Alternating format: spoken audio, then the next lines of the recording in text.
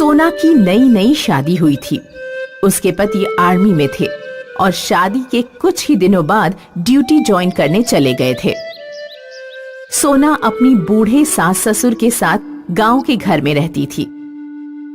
बहू, बाजरे की खिचड़ी खाने का बहुत मन कर रहा है, आज रात को बना देना। माँ जी, कितना काम कराती हो आप मुझसे, मैं तो काम के बारे में सोचते ही थक जाती हूँ। ठीक है बहू, जब तुम्हें सही लगे तब बना देना हमारे लिए खिचड़ी, ठीक है। सोना एक बड़े बाप की बेटी थी।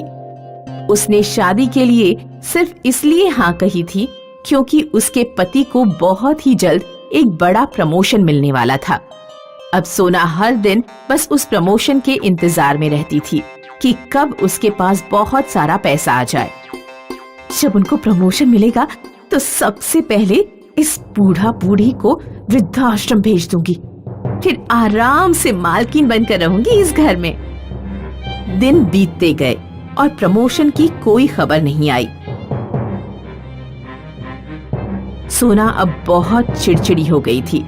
वो बात बात पर अपने सास ससुर से लड़ती थी। मेरी तो कमर टूट जाएगी इस चूल्हे में खाना बना बना के। मेरे घर में दो किचन थे, वो भी मॉड्यूलर, बटन दबाओ और सब हो जाता था। हाय राम, कहाँ फंस गई। मॉड्यूलर कैसा किचन होता है बहू? हमने तो आज पहली बार सुना है। हाँ, इन गवारों को कैसे पता होगा मॉड्यूलर किचन के बारे में। एक बार पैसे आ जाए बस सारा घर मॉडर्न और स्टाइलिश बनाऊंगी मैं। बताओ बहू, क्या होता है मॉड्यूलर किचन?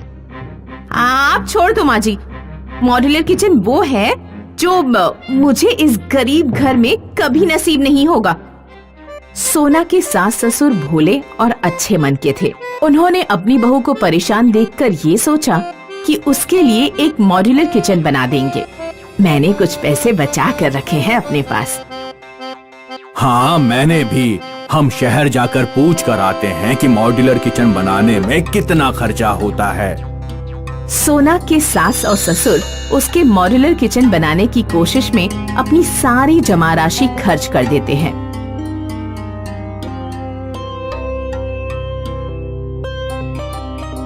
सोना को अपने घर के पीछे बटे हुए किचन से कोई मतलब नहीं था। बहू, घर के पीछे कितने दिनों से कुछ बन रहा है और तुमने कुछ पूछा ही नहीं। देख रही हूँ मैं, इतने दिन से अपने बेटे की मेहनत की कमाई ऐसे उड़ा रहे हो आप लोग, पर मैं कौन होती हूँ आपको पूछने वाली। तुम्हें पूरा हक है पूछने का। तुम सिर्फ हमारी बहू नहीं हो बल्कि हमारी बेटी भी हो। मेरे पास ये सब सुनने का समय नहीं है, बहुत काम है, पूरा घर संभालना होता है मुझे। आप हटिए आगे से। 1 साल के बाद सोना का पति आता है और उसी समय किचन भी बनकर तैयार हो रहा था। सोना का पति अपने प्रमोशन की खुशखबरी लेकर आया था।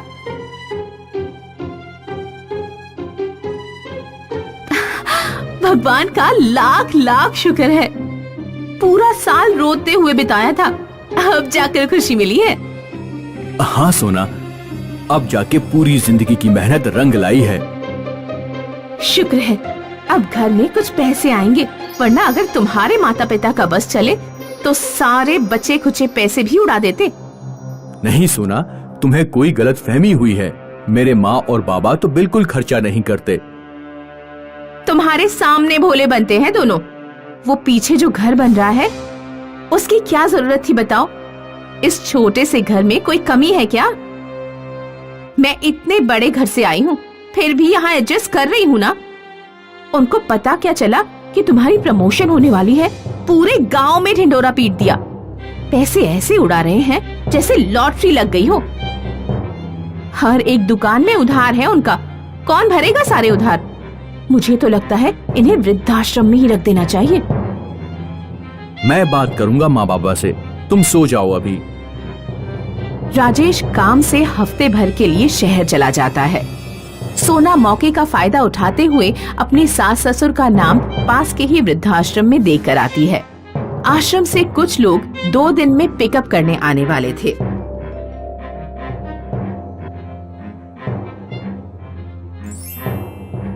बस राजेश के आने से पहले इनको वृद्धाश्रम भेज दूं, तो उसे कोई झूठी कहानी बता दूंगी।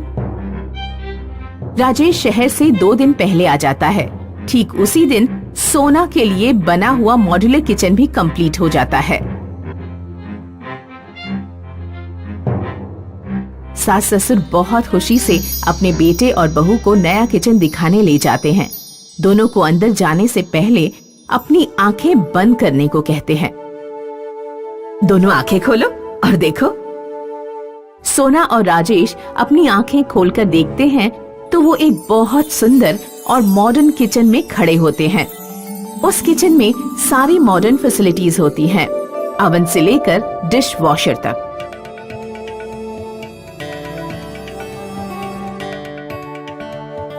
सोना बेटी 1 साल तक हमारे छोटे से किचन में काम करती रही। हमने उसके लिए ये मॉड्यूलर किचन बनाया है। हम चाहते थे कि सोना को अपने पापा के घर जैसी खुशी यहाँ पर भी मिले। इसलिए हमने इतने दिनों से तुम दोनों को कुछ नहीं बताया। हमने अपनी सारी जमा पूंजी इस किचन में लगा दी। सोना ये बात सुनकर चौंक जाती है। वो कुछ कह नहीं पाती और रोने लग जाती है। तभी वृद्धाश्रम का एक आदमी उनके किचन में उन्हें ढूंढते हुए आ जाता है।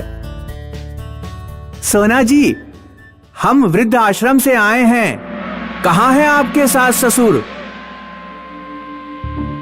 सोना, तुमने वृद्ध आश्रम में माँ बाबा का नाम भी लिखवा दिया। मैंने बोला था ना, हम बात करेंगे इस बारे में। तुम्हें इतनी जल्दी क्यों थी इन्हें भेजने की?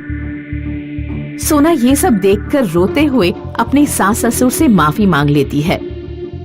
उसे अपनी गलती का एहसास हो जाता है, पर राजेश उसकी एक बात सुनने को राजी नहीं होता।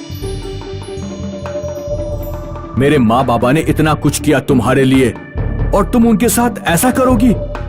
निकल जाओ मेरे घर से इसी वक्त। सोना रोते हुए राजेश से माफी मांगती है, पर राजेश उसकी बात नहीं सुनता और सोना को उस दिन अपने शादीशुदा जीवन और नए मॉड्यूलर किचन से हाथ धोना पड़ जाता है।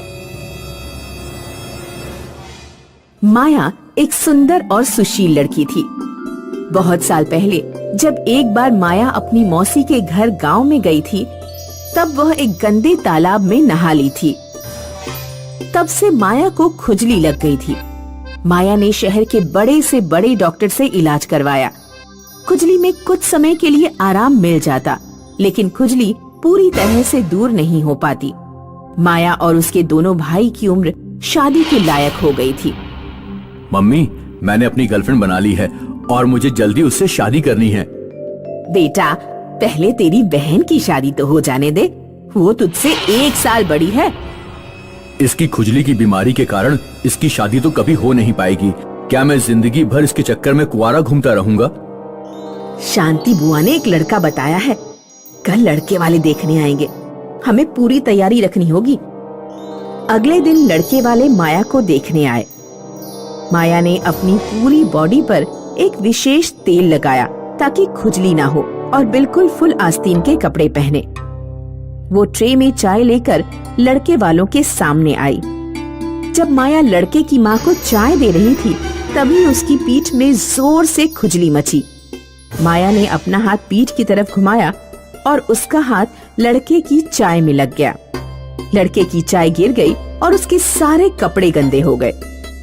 ओह, सॉरी, आप बाथरूम में चलिए, मैं अपने कपड़े साफ कर देती हूँ। चाय गिरने पर लड़के की माँ और बहन ने बहुत मुंह टेढ़ा मेढ़ा किया, लेकिन लड़के ने माया की सुंदरता देखकर उसे तुरंत पसंद कर लिया। आंटी जी, मुझे आपकी बेटी पसंद है और मैं जल्द से जल्द शादी करना चाहता हूँ, क्योंकि मुझे अगले महीने एक बहुत इम्पोर्टेंट बिजनेस ट्रिप पर जाना है। माया लड़के को अपनी खुजली की बीमारी के बारे में बताना चाहती थी, लेकिन माया की माँ और भाई ने ऐसा उसे नहीं करने दिया। कान खोल कर सुन ले माया, बहुत मुश्किल से तेरी शादी तय हो पाई है। अगर तूने खुजली के बारे में लड़के को कुछ भी बताया तो मैं तेरे लिए आगे कोई रिश्ता नहीं ढूंढूंगी।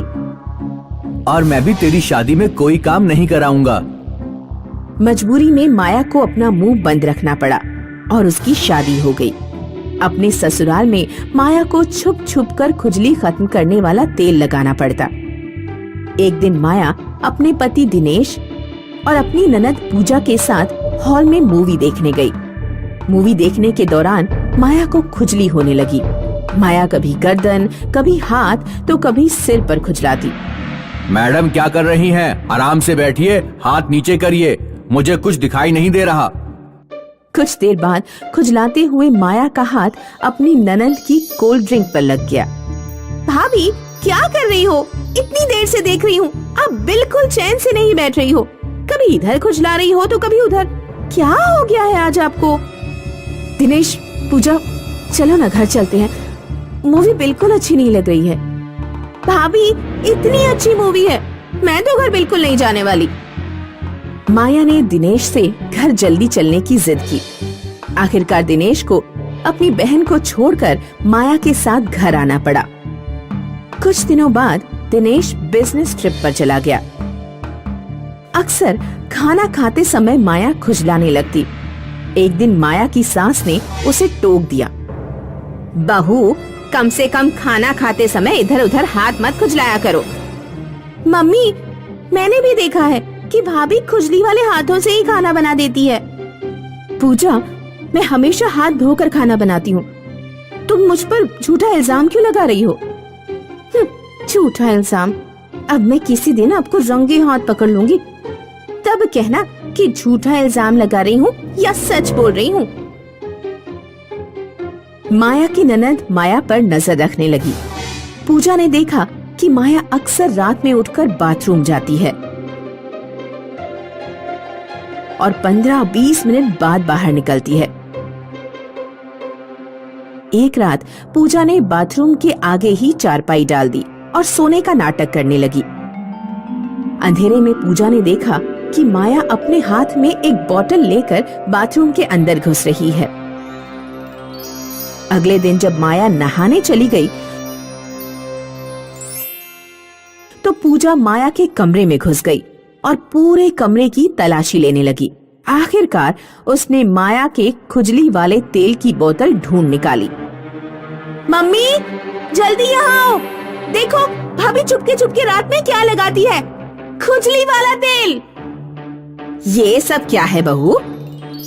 माफ करना माँ जी, मैं आप लोगों को बताना चाहती थी लेकिन अपने घर वालों के कारण नहीं बता पाई। मुझे खुजली की प्रॉब्लम है।